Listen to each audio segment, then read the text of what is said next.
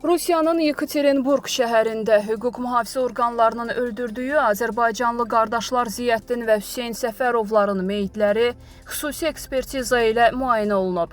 Bunu Səhiyyə Nazirliyinin Məhkəmə Tibbi Ekspertiza və Patoloji Anatomiya Birliyinin baş direktoru professor Ədalət Həsənov bugün keçirilən mətbuat konfransında bildirib.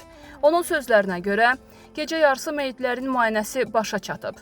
Biz meyitləri müayinə etməmişdən əvvəl ölüm haqqında tibbi şəhadətnamələrinə baxmışıq.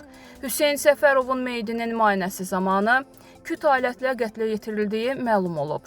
Biz meyidi müayinə edərkən çoxlu sayda travma müəyyən etmişik. Burun sümüklərinin sınığı, döş qəfəsi deformasiyaya uğrayıb. Göz ətrafı nahiyədə 14-12 sm sahədə qançır var.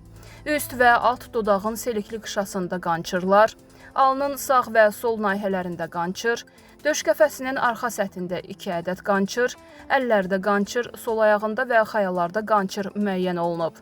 Hər iki budda çoxsaylı qançır, sol budun iç səthinin zolaq şəkilli sıyrığı, sol baldırın arxa iç səthinin sıyrığı, sol budun 17 sm ölçüdə sıyrığı müəyyənləşib. Ədalət Həsənov həmçinin meyitdə daxili müayinənin həyata keçirildiyini də bildirib. Biz şübhələnirdik ki, zədələnmiş yerlər kəsilib götürüləcək.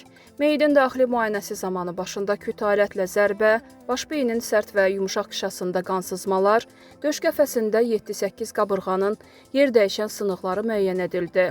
Biz qaraciyərin kəsilmiş cırılmış yerlərini tapdıq.